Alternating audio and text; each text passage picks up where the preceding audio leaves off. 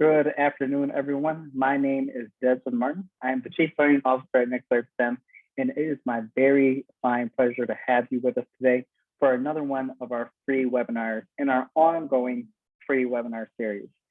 Today, I have the distinct pleasure of talking about getting started with 3D printing in any learning scenario.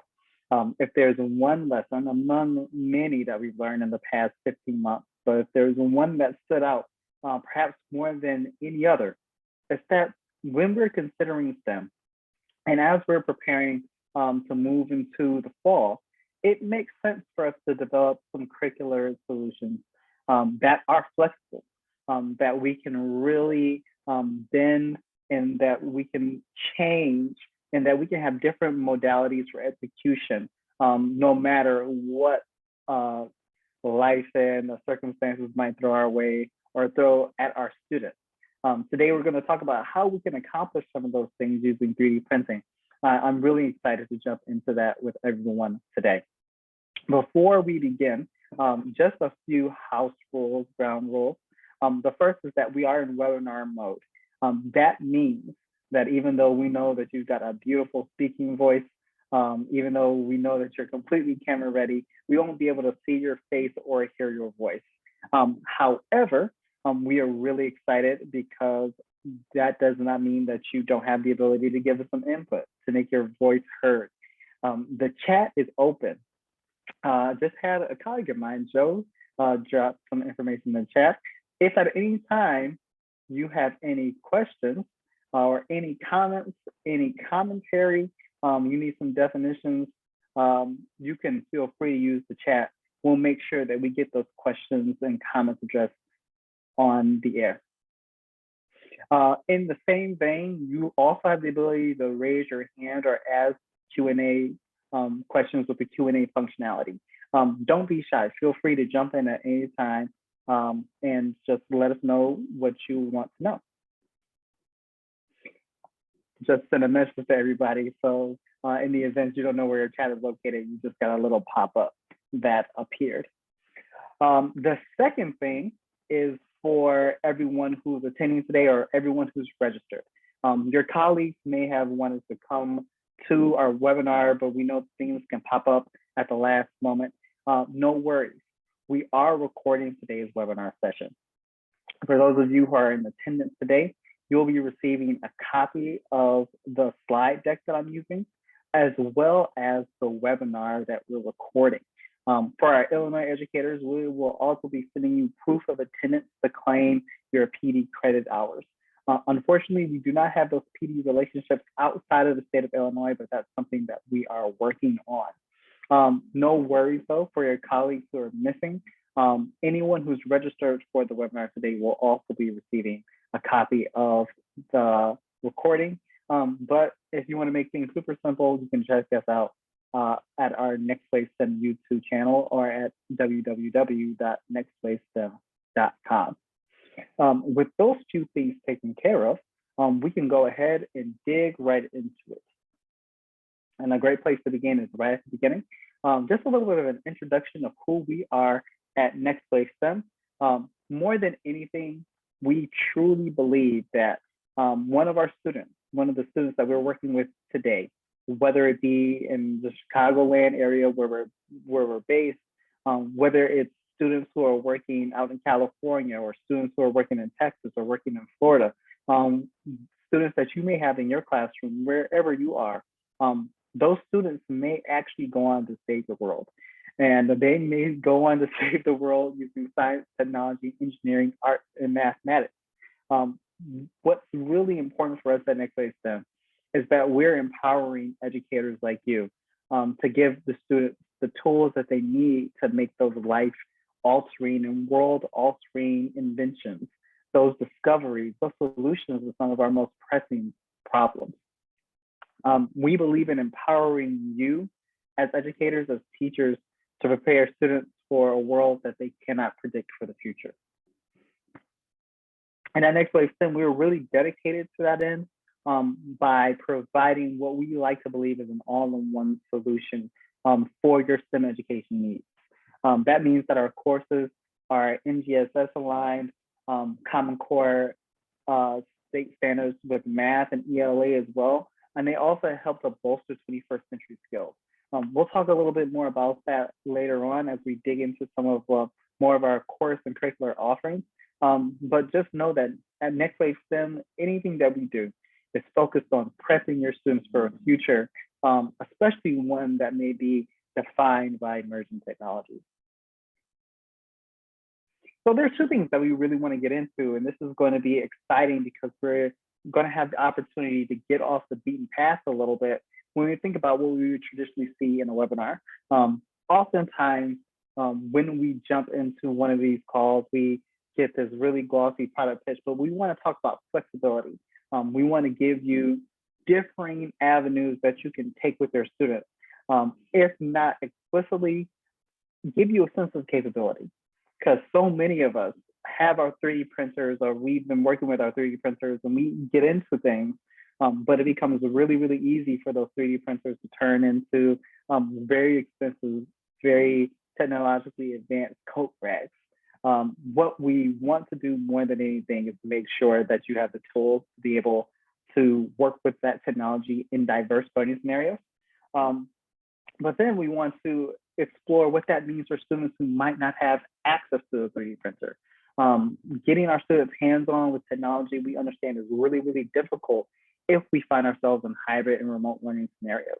We want to talk about how we can actually build that engineering design experience for our students in 3D printing. With that being said,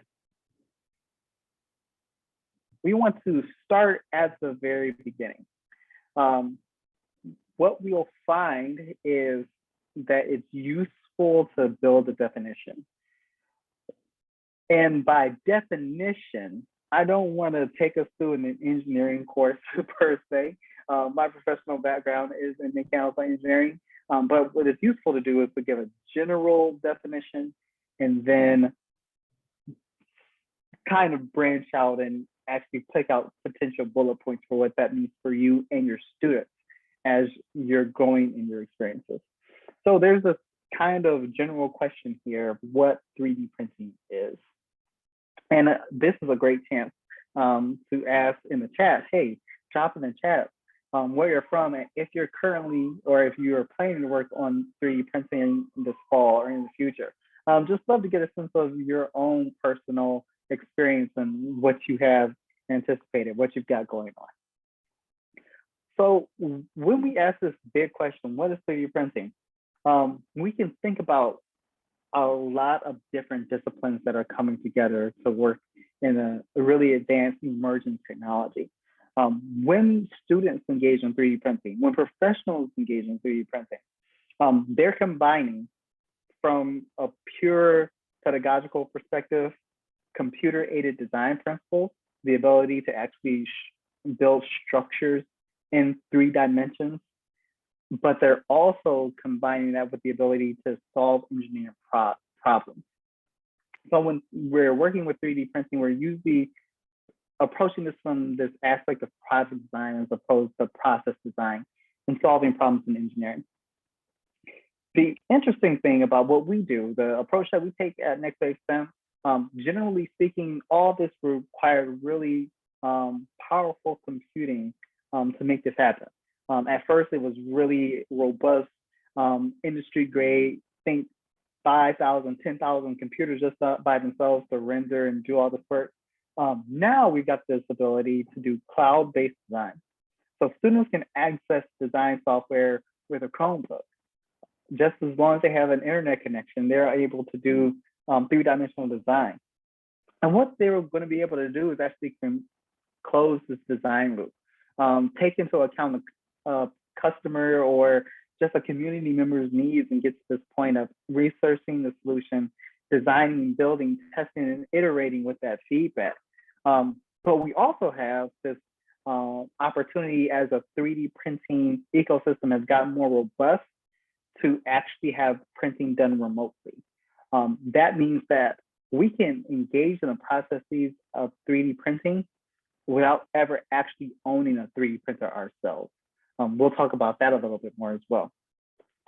If we had to boil everything down, we're engaging in computer-aided manufacturing, just not design, but manufacturing. And when we do that work, we're able to engage, yes, STEM, thinking about the science of what's going on, engaging this technology to help us solve problems, solving real world problems. But we're also able to expand into other core subject areas. The 3D printer becomes a tool by which we just don't teach the STEM subjects, but we're able to teach things like literacy and social studies as well. I'm really excited for what that's going to look like for us as we continue to dig in further and further. So that's a really high level. What we can do is get a little bit more specific in how the 3D printer works. And we can think of 3D printing as not just this individual action where our machine just goes up and the next thing we know, we have something that flew off the printer and now we're just rolling with our new product. Instead, we can think of it as 3 discrete steps in a process. And you'll hear me refer to these steps over and over again. I love the fact that we can break it down this way because this gives us an opportunity for differentiation as we're working with students who may have different experience levels and different access to equipment and technologies. So the first step is design, the actual creation of our 3-dimensional object. And usually that's going to be saved as an STL file format or an OBJ file format or some other file format. But just know that at this stage, our students are creating or modifying this raw mathematical code.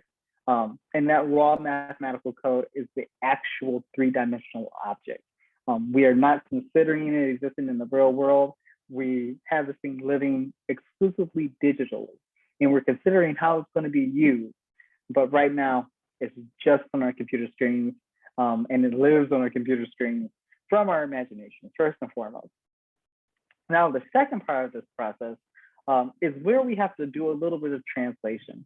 The slicing phase is where we take that raw math of that 3-dimensional file that we're working with, and we're going to have to translate that into instructions our 3D printer can actually print. 3D printers are like automobiles. There are dozens of manufacturers, and those manufacturers could potentially produce dozens of different individual printers. That means that when we are printing that file, all those machines, even if they're based on the same underlying format for technology, they're all doing things a little bit different. Just like your inkjet printer at your home office may be doing something similar to the inkjet printer at your school, but they're 2 different models. That means that you need slightly different software to make those things work. That second phase is where we control what that machine is doing, where we control speed, quality, material type, the properties of final print. We could have the exact same 3D file in literally an infinite number of ways that our 3D printer or other 3D printers might print that file out. Big difference there. This is honestly where a lot of the expertise for 3D printing comes into effect, understanding how to make the machine work with the material really well. But the third phase, and there's a star here, a little asterisk, is to physically transform the printed material into the object. This is where the art meets the science, because just as there are an infinite number of different settings that we might print on hundreds of different 3D printers that might exist in the market, or even a 3D printer we make ourselves, your specific environment may impact the 3D print itself. If you're printing in a humid environment, if your print area is cold, if it's particularly hot, some of those things go back into the slicing element, but we have to make sure that we can manage this machine as it prints. Now, the reason there's an asterisk here is because some of our students won't have to focus so much on managing this particular machine, but they'll still need to manage materials when they think about the physical creation of the object they designed. It may not always be with a 3D printer, but that's where our flexibility comes in. So 3 steps of the process. We'll use this as our jumping off point and think about how we differentiate along each of these steps to create an experience for all of your different students and what they might have access to. Now, when we talk about differentiation, I'm also going to differentiate, just setting up kind of our table of events here. I'm going to differentiate in our most common hybrid instructional scenario. Many of us are no longer in this state of surge or infections. We are extremely fortunate that vaccination has now become a reality for so many populations here in the United States, and increasingly so around the world. As we're seeing an increase in vaccinations, most of us won't be in that surge of infection zone. But some of us may find ourselves in specific situations where we're forced back into a remote learning environment. We want to talk about what 3D printing and moving through that 3-step process looks like if you're pulled back into that space. The second thing we want to look at is what we think about the not ready to return, and really, as we're thinking now, return scenario. As we move more into the vaccination space, many of us are going to find ourselves here, where schools are reopening. We may have begun 3D printing with our students previously, want to continue that work, or we may be starting with 3D printing from a fresh perspective. This is really the summer seasons for so many of us throughout the United States. We may be thinking about, okay, how do we get a fresh start and kick off with our students in a more in-person traditional setting? And some of us may still be working in a hybrid scenario. We'll have time in and time off for our students with respect to working at school and working remotely. We want to make sure that we cover all these different scenarios and differentiate these steps as we go. When we consider what's happening here in any of our hybrid scenarios, whether we have a surge of infections or we're not quite ready to return, but in that process of returning, anticipating a return for fall instruction, or if we're in a hybrid scenario, what we should consider is that first, we need the tools to begin with that first step of design. Design is our most accessible step for our students because it's cloud-based. Many of us have already laid that groundwork through making sure our students have devices, whether that's their own personal devices or devices that have been issued by a school or school districts. That is the most critical thing that you can do with respect to 3D printing in any scenario. That means that if you're in person, you're going to be able to teach your students the skills and design at right in your classroom face to face. If you're remote, you're going to be leveraging a lot of those skills you've developed in the past 15 months with remote teaching to teach that remotely. But where things start to change a little bit is when we move into the slicing and into the printing or construction phase.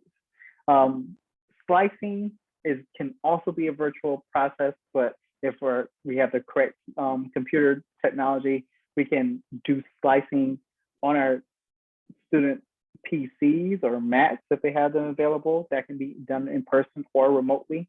But then we also have this ability, when we think about the hybrid or remote scenario in the construction, to not just use the printer, but to have things delivered, to have things constructed from other materials, and then to come back and iterate based on either parent feedback or sibling feedback, or if we are in that really nice hybrid space, actual peer feedback. We'll get to that point a little bit later on. Okay, so let's give some examples of what we're talking about here when we talk about differentiation. First, the idea of design. What does cloud-based design look like for our students? At NextWaveSTEM, we love using Tinkercad. Tinkercad is an Autodesk suite solution. What does that mean? That means that your students are going to be working with software that's designed to naturally slope them into things like AutoCAD and Fusion 360 and Material and Inventor. Parts of the Autodesk ecosystem of products that real architects and engineers use every day in their work. if they want to get a leg up on learning how to use those tools, using Tinkercad is an amazing way to start. It's been around now for 10 years. They just recently celebrated their 10-year anniversary, and they've grown as an amazing product since then. But it's been free for students for forever, and also integrates really well with Google Classroom. So if you're a Google Classroom school and you want to learn more about integrating this with your lessons, Tinkercad is a great place to start, and we're a reliable resource for that. When we think about Tinkercad and your students designing, the first place they want to begin is actually expanding their design skills and actually understanding how to use a tool like Tinkercad. So what I'm going to do now is actually jump into Tinkercad and talk about how this actually works. The process of three-dimensional design is really, really interesting because it's taken a natural progression from what engineers and architects and designers were doing in 2 dimensions. Usually, an architect would draw a shape, a landscape, a technical drawing, a blueprint. They would draw that in 2 dimensions, and then they would have to transform that through perspective to look like it was 3 dimensions. And for decades, computer-aided drafting software has done that. Many professional grade drafting software suites still work on that methodology. Even more advanced Autodesk tools work with that methodology of starting with 2 dimensions and then expanding into 3. With that being said, Tinkercad takes a slightly different methodology, well, actually a very different methodology in being 3-dimensional from the very start. So when students enter into Tinkercad, they have this 3-dimensional design space. If they click in the upper left-hand corner and rotate this view cube, they're able to rotate around in 3 dimensions, and you have this ability even to click on specific faces of this cube to change your perspective on what you see. This is great because this keeps us and our students from getting lost. You can see this very vast white space, and it can feel like that opening scene from The Matrix where there's just nothing but white. We really can't tell up and down. This 3-dimensional representation helps us eliminate that particular problem. But for our students to actually create in the space, instead of drawing a line or drawing a curve and then transforming that curve into a 3-dimensional object, we're able to take basic shapes and drag them straight into our design space. So I can grab this box and literally drag it, and we'll see this 3-dimensional object. This preview of it now populates the space. When I let go of my cursor, this new object is formed. And it doesn't matter what I'm dragging into the space. It can be a cylinder, it can be a sphere. Scrolling down on the right-hand side, there's a huge menu of different options, and just in basic shapes alone that we can drag into. Right away, you can see that these objects have now become 3-dimensional representations. I can rotate around and I can see exactly what they look like. But anytime I have these objects, I can click on these objects and I can change them, I can modify them. I'm going to zoom in specifically on the sphere that I just dragged in. When I have this object in 3-dimensional space, I can now grab a touch point and I can pull it and shift it in 2 dimensions. I can expand it upwards in another 3rd dimension. And of course, I have the ability to translate it and move it. That means that I can just grab the object itself and reposition it in the space. I can float it up or down inside of this Tinkercad space. And of course, I can rotate this object about all 3 axes, really dialing in what I like to see. Now, when we think about fine control, this seems fine and good. Okay, I'm clicking, I'm dragging, I'm rotating, that's great. But how is this useful if I want to do something more precise? The great thing here is that I can click on any of these touchable surfaces and you'll see measurements coming up to the millimeter, to the fractions of a millimeter. I can type in specific measurements for what I want and these objects will then snap directly to those dimensions. So I've got very, very general controls here, but I've got very fine controls to make these three-dimensional objects look exactly the way that I want. This sphere has now become a very, very flat, almost pita-looking shape. And while that's really cool, we don't need it right now, so I'm just gonna hit the delete button and let go of him for now. We'll focus on these two other shapes because they speak to the methodology with which we build more complex shapes inside of Tinkercad. You'll notice on the right-hand side, there are more complex shapes for us to select from that would allow us to build other more expansive things. We'll change the view and we'll focus on these two specific shapes. Tinkercad believes in joining positive and negative three-dimensional shapes. That means that what I can do is take these two shapes, this box and this cone, and I can run them into each other, kind of like this, and you can see they mesh. They have no problem occupying the same space at the same time. But from a design perspective and a working perspective, this can get a little messy. If I click on this cone and I change something, I've just changed a part of the cone and it's not acting as one shape. I'm just going to quickly undo that. What I can do inside of Tinkercad is select two or more shapes at the same time, and I can join these shapes together. And when I join these shapes together, I now have a much more complex shape that now acts as one shape all the time, that I can rotate, that I can reposition, that I can change the dimensions of without any problems whatsoever. So the idea that we get more complex comes from addition. What I'll do is I'll ungroup these shapes for now. But the idea for more complex shapes also comes from subtraction. That means that I can grab a shape and I can turn it into a hole, turn it into a negative space, almost like it's a black hole. Just whatever is there no longer exists anymore in our understanding of reality. Those of us who are pretty good mathematicians know that if we take the positive shape of our box and the negative shape of our cylinder and join them together, we get a slightly less positive output. We have this cut that we're able to do in the negative area of the shape that we created. So you can already see what's going on here. We can get very, very clever in the way that we understand the boundary lines and the areas of shape to cut and reshape and create more and more aggressive, but more and more useful shapes as we design. So we can even do something as simple as take a bunch of our boxes and do some quick architectural design just with our ability to manipulate shapes.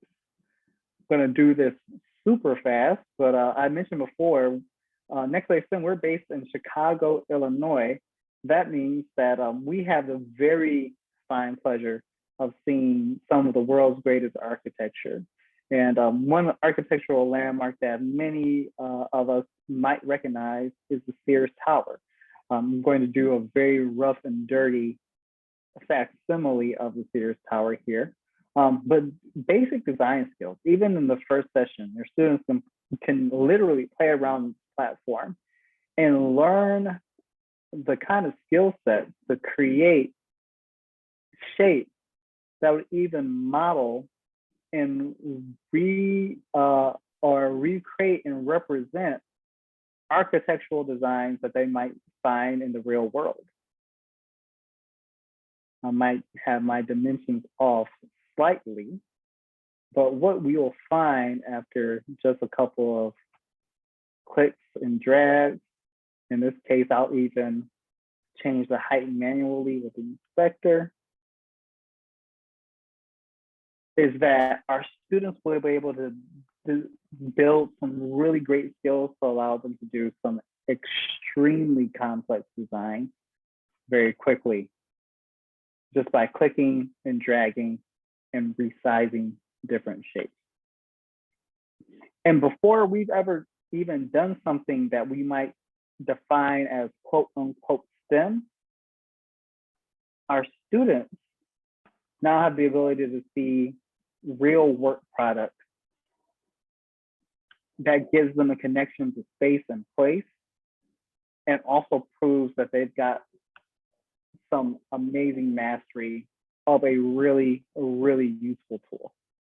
So in the course of about 90 seconds there, we're able to design something like a model of a Sears Tower. We can even change the color of this model to make it look like something that we might recognize on the shore of Lake Michigan. And that's extremely basic what we're able to do with Tinkercad. But the thing is, as we're working with Tinkercad, we're not just limited to these basic shapes and this expression of what we're doing. We can get away from the hard and fast architecture and think about ways that we can explore other expressions of things happening inside of Tinkercad. What does that mean? That means that maybe our students are learning about interior design. This is exterior architectural design, but maybe they're learning and exploring more things about interior design or interior design trends and changes. Clicking on our Tinkercad workspace here, we're able to actually look at different ways in which we can express shape design inside of Tinkercad, whether that's text and numbers, pulling out and working with specific text. And we'll adjust that a little bit.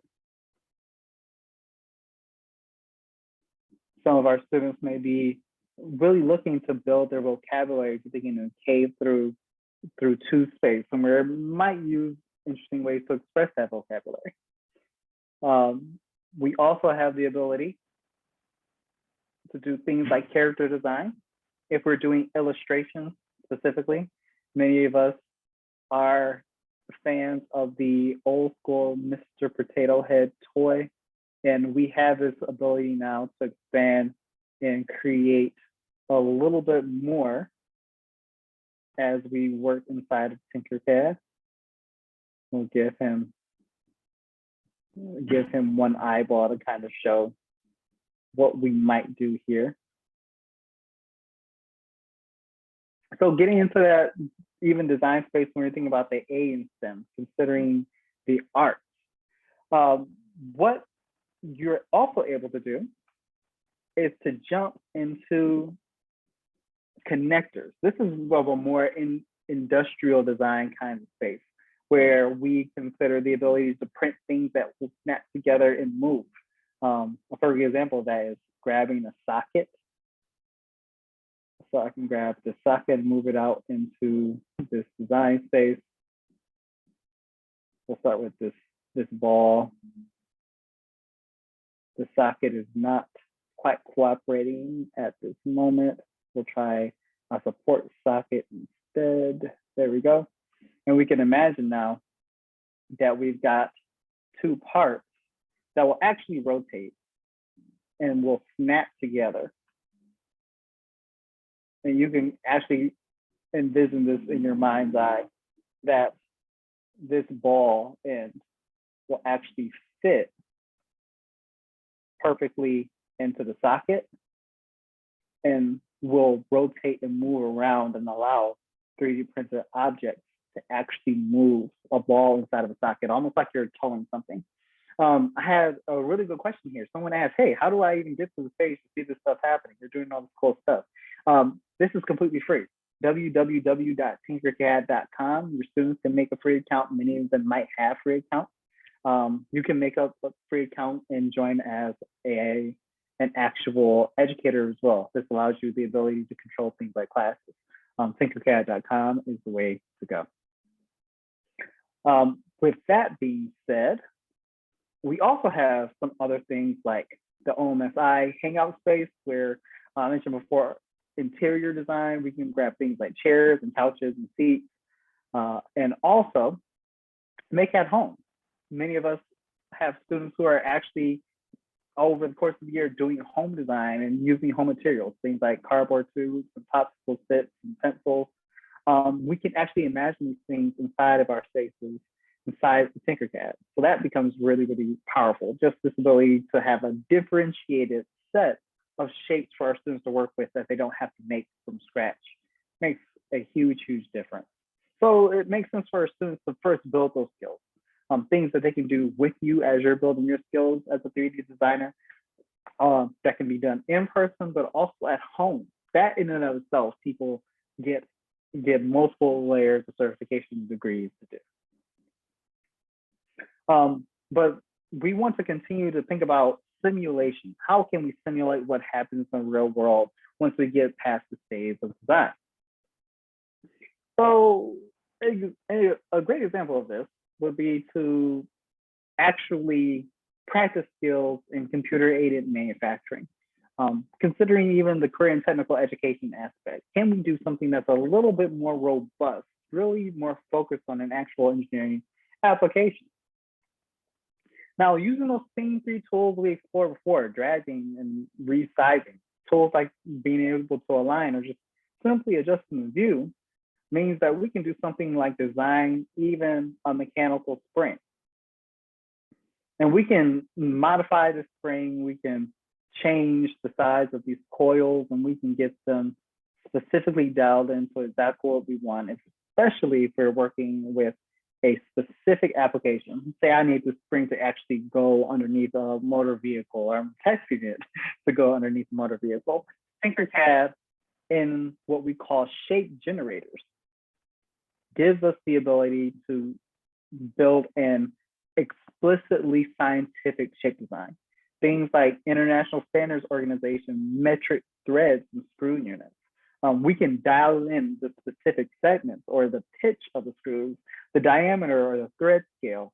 We can custom create very, very scientifically robust objects.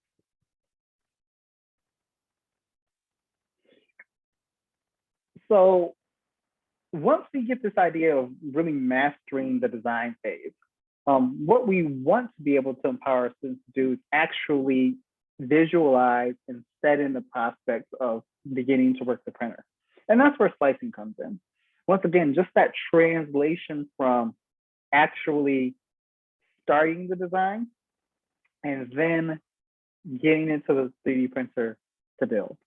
The cool thing about slicing is that you can do it in the cloud, but slicing software is completely free for you to download and use. What I'm going to do is I'm actually going to change the share here and share slicing software that I have available right on my computer screen called Kira. Looking at Kira, that same spring that I was just working with, we have here in our 3D design space, and the slicer tells me ideally how long it would take for my 3D printer to run. Our students don't have to have the 3D printer. It just gives us that simulation. And going even beyond that, clicking on the preview of the slicer, we can zoom in even further and get line by line, thread by thread examples of what our object will look like as it's being 3D printed. This rainbow color menagerie here, each of these lines represents the actual 3D printed filament that's coming out. So we can see before we ever print exactly what our machine is going to do. I just got a really, really good question here from Farah. We'll answer this question live. Farah asks, I had my students build a replica of our school building in Minecraft. With Tinkercad, is it possible to import a file and print the design from Minecraft? What file format would it need to be? Oh, that's an awesome question. In Minecraft, and I'm so glad that you answered this question, files are saved in their own proprietary file format. However, this does not mean that you're out of luck. Because the blocks inside of Minecraft are standard sizes, what you're now able to do is actually expand your students' kind of workload and learning a bit and measure what they've done in Minecraft blocks to then be translated over into Tinkercad a little bit later. I'm going to come back to that very idea because Tinkercad gives us some awesome options with respect to how we can do that. There's not a native file format for that, but Tinkercad even shows us the ability to do some expression with Minecraft, both going from Tinkercad to Minecraft, but not so much Minecraft to Tinkercad. I will show that off a little bit later though. Really, really good example, or good question, I should say. Going back now to our presentation a little bit, because time is running full of swift transitions.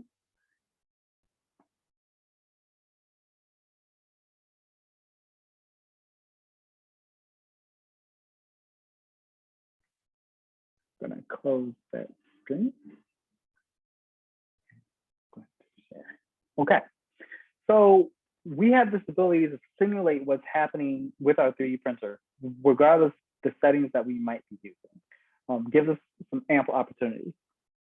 But the real magic here comes when we think about construction and representation of what we have designed, regardless of what it is.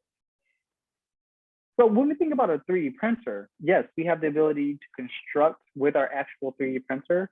Some of our students might have 3D printers, they might be in that position. And more, the barrier for 3D printing gets less and less arduous. For less than the cost of a new Xbox or new PlayStation, your students can get a really good 3D printer that they can use for home usage. This 3D printer that I'm using in this example is a perfect example of a home uses 3D printer. And 3D printers just work by heating up material, laying them down layer by layer. This was last October, spooky season, so I did one of these Pac-Man ghosts. It took about 35 minutes to come off this printer. And this is awesome experience for your students, whether they're doing this at home or at their local library. They can print in things like plastic, which 99.9% of your students will print in, but they can do things like plastic mixed with wood fibers. So when it's printing, it smells like wood and you can actually sand it. Or they can do things like plastic mixed in with glass fibers that's translucent. Or they can do things like plastic mixed with metallic fibers like metal or like gold or silver or copper, or even carbon fiber fibers that have been inlaid with plastic. They can do other plastics altogether, things like PETG, water bottle plastic, plastics like ABS, that hard plastic that you might find in Legos. They can print in more flexible materials like nylon. The 3D printer, because it can vary the rate of extrusion and the temperature that the 3D printer is operating at, now gives us the ability to print in a really, really wide spectrum of different materials, including colors and different material properties. However, many of our students might never have access to those materials. Those materials can start to get pricey. The more exotic that you get in their usage, they may not have physical access to the printer. What can they do instead? Well, there are design connections that our students can start to make using other objects. We had a really good question about Minecraft and design and some architectural modeling that our students might have done in Minecraft and translating that over into Tinkercad. Tinkercad has some of that work that's kind of built in and baked in already. I talked a little bit about shape generators, and in this third example here, you can use shape generators to actually extrude things and place things like the US states, for example.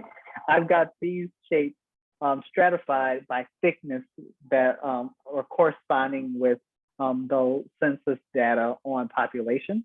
So you can see here just the local tri-state area that we have, the Chicago, we have Michigan, my home state, in blue, Indiana here in burgundy, and Illinois in orange.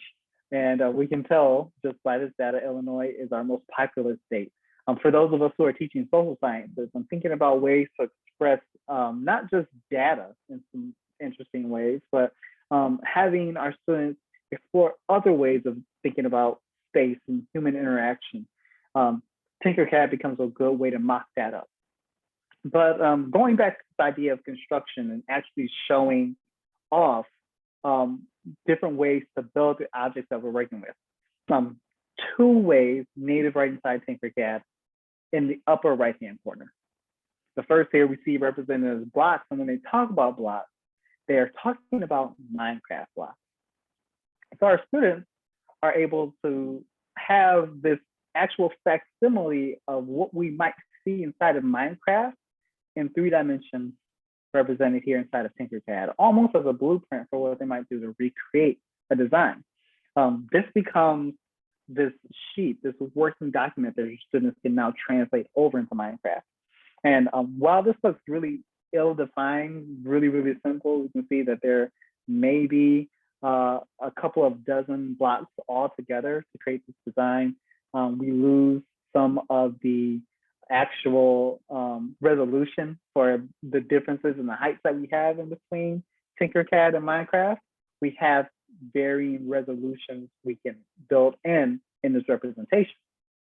So this is our most simple design, but we can go to it and get some of that resolution back, things get a little bit more precise, or we can go through it and have some shapes that now really start to resemble what we have going on in the real world. We can actually define that min, that rabbit. So that's really, really the calling cards of locating the state of Michigan up there in the corner. And we have some much better delineation of what's going on with our heights in between our three states. And we've got this nice tree here that we might see pop up in Minecraft for scale. So Pharaoh, we see this now become an option where our students are able to design inside of Tinkercad and translate that into Minecraft. If you're thinking about design, and even take that design inside of Minecraft and now imagine what that might look like in the Tinkercad context. But we also know that some of our students, instead of just having another avenue with which to express digital design, something they're really familiar with in a tool, they might have some physical objects that are useful as well. When we think about physical objects, we usually think about something like Legos. Many of our students have access to Legos either in the classroom, in their local library or community center, or at home. In very much the same way that Tinkercad gives us 3D resolutions to do mock-up, a representation of what we're designing in 3 dimensions, we can see that executed inside of Tinkercad for us as well. So this first level here looks really, really abstract. In fact, the state of Indiana doesn't pop up at all, but we do have higher resolutions that we can work with to be more useful for us and our students. Going to the 2x space, we see our Legos get built out a little bit more robustly. Just rotate around and see what that looks like. Going into the 3-dimensional space, we'll get our best representation for what our states might look like in 3D using Legos.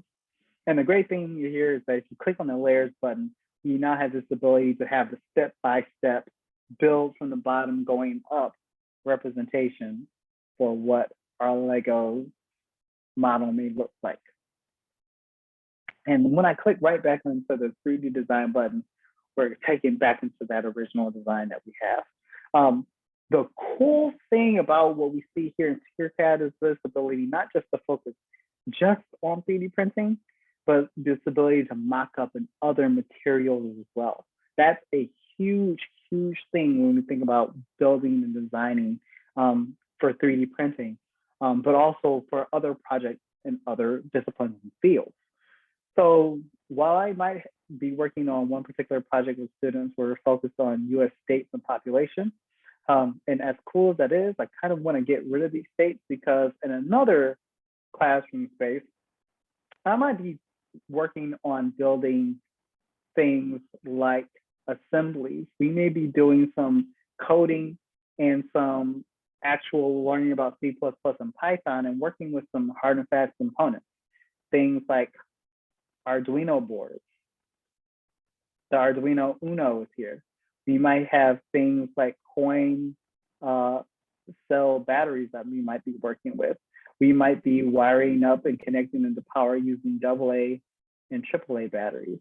I might be actually programming using Microbit or Raspberry Pi. Many of us are familiar with these two platforms, and we are doing design in this space where students are actually thinking about how these objects will fit together. Before we ever even start building and wiring and soldering, we might want to just make sure that things actually fit and that they will fit the way we want. So some of these really, really standard pieces and objects that we have in these designs zooming out a little bit, we can actually mock up inside the Tinkercad before we ever start using them.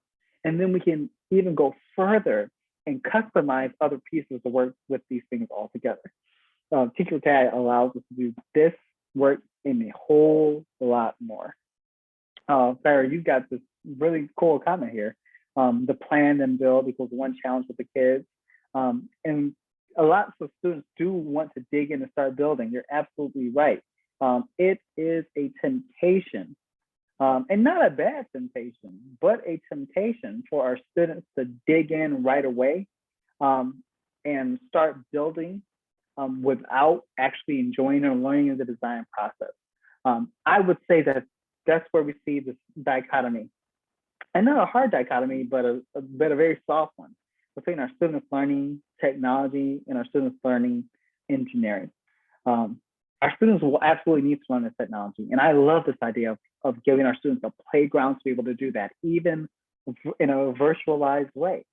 If we can't give our students those Arduino boards, or we can't give them those Raspberry Pis or Microbits, maybe what we can do is set them up in the opportunity to design and build and explore what they can make ahead of time. That's great.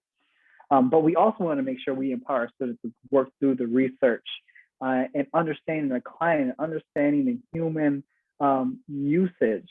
We want to make sure our students are able to actually close the design loop, because that's where our problems really start getting solved. That becomes a super, super powerful application when we think about using Tinkercad.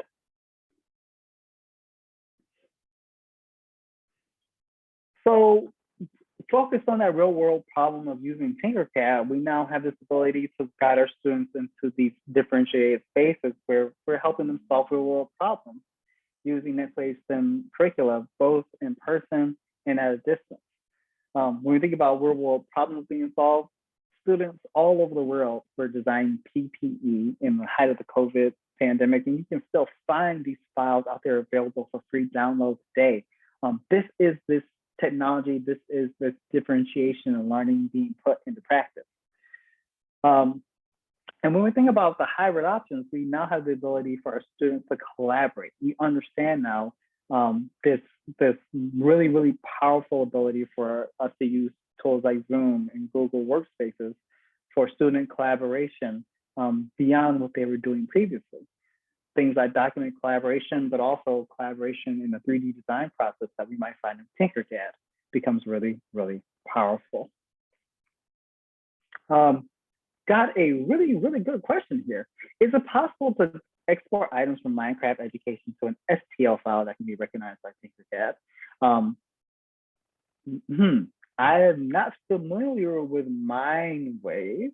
Not straightforward. James, thanks so much for that. I think we're going to dig into that a little bit more, ways to create those STL conversions that make things work really, really well inside of Tinkercad or whatever 3D design software we might be working with. You're giving us lots and lots of great stuff to think about and consider there. As we're working with our students, our LMS becomes our friend, of course, to be able to give direct feedback. This is a little bit more time intensive than if we were in person working with students, but we now have these abilities and these skill sets that allow us to give feedback on those performance moments for our students and also empower them to work with others. So lots of information coming at you really, really fast. What we want to focus now on, now that we have a better understanding of ways in which we can differentiate 3D printing learning, not just for specifically using a 3D printer, but doing lots of other cool things, is to consider what we can do for you in NextWaveSTEM. I mentioned before that we try to be an all-in-one solution, featuring NGSS grade band engineering technology, standards and ELA, things like CSTA as well. And we do that currently in 3 core technology areas: robotics and AI, drones with coding, and 3D printing. Things like learning how to fly a drone autonomously, just not flying the drone, which is really, really important, but actually coding our drones to fly by themselves, simulating real world applications. We talked today about the robustness of 3D printing and actually doing product design through 3D printing, solving real world problems through product design. But we can expand more and more as we learn more about the technology and how to integrate it well. And when we focus on K through 2 robotics, we give our students this awesome ability to explore the power of science and physics, understanding natural phenomena while also digging into computer science. This gives us some really, really robust learning opportunities with our students. I mentioned before, at NextWaveSTEM, we are really focused on creating an immersive and engaging experience for students, regardless of where they start. So while our courses are growing taxonomically, we see our students go from just being introduced to technology in the K-2 space to really analyzing emerging technologies, thinking about their impacts, to actually considering those impacts when designing solutions in the 9 through 12. Our students don't have to be technology experts, and neither do you. We try to make these courses accessible so that regardless of where your students are in their journeys and regardless of where you are in your technology journey, you're able to teach with fidelity. And it's really important for us to be an all-in-one solution for you. That means that in addition to the courses that you're getting, you have the equipment that you need for classes of 24, just to make sure that you're completely covered. There is professional development and training that we build in, making sure that you know how to implement that curriculum effectively. There's certificates of completion for our students so that they can take pride in what they've done in reflecting their newfound experiences with technology. And we can also do customized professional development and equipment kits as needed. The goal is that you can come in from the beginning and get towards the end with success. And we go even the next step further. If you love what you see, but are not sure about your instructional staff for whatever reason, or just need that help to model the instruction, we have a group of in-house certified NextWaveSTEM instructors who have worked with students in all of our courses and are ready to deliver those courses to your classes in person in the Chicagoland area and remotely in other markets. We're really excited about the kind of work that's being done by our NextWaveSTEM staff professionals who are themselves professionals in the STEM field. So that was a lot of information, really, really fast. And we got some great questions about Tinkercad and working in the 3D design space, places where we can explore and learn a little bit more as we grow. I want to open up the floor to questions and answers. We've got questions that are living in the chat, and you may have some other questions as well. I'm going to pause for a moment and give us the opportunity to get those fingers flying across our keyboard. James, thanks so much. I'm going to check out MindWave. That is a tool that I've heard a little bit about before, but actually have not dug into a whole lot. So we're going to learn kind of what's going on there as well. Super excited to learn more about that. And we do want to be respectful of time. So while those fingers are still flying, you may have questions that are coming in. We want to let you know that we're really, really easy to get in contact with at NextWaveSTEM. That's me, Desmond Martin. You can reach me at desmond@nextwavestem.com with any questions that you might have. When you receive the follow-up email that has this slide deck and the recording of today's session, that will be coming from that email address, desmond@nextwavestem.com. But you can also find us on all major social media networks, Twitter, LinkedIn, Instagram, and Facebook. I'm going to tell my very, very bad TikTok joke. We don't have TikTok. I neither tick nor do I talk, but that's something that we may do in the future. If you have any questions, if you're ruminating or you're sharing this with your colleagues, if you want us to connect you with a school partnerships manager, that's something that we can do for you as well. And that will be our pleasure to make sure that we get you pointed in the right direction. Oh, we got one more question that came in here. Um, Farah, you asked a specific question here about your 3D printer. Your 3D printer won't print. Is it possible the chip inside the filament thing is bad? Yes, if you are using a printer that reads specific NFC chips. There are workarounds for that. Um, I'm going to make my very unpopular opinion known here. Um, and it's popular with some segments of 3D printing professionals. Putting NFC chips inside of filament rolls is supposed to be a feature. It adds a lot more bugs than are necessary. There are ways that use other filaments inside of your 3D printer that don't have those chips. We'll need to dig into your settings.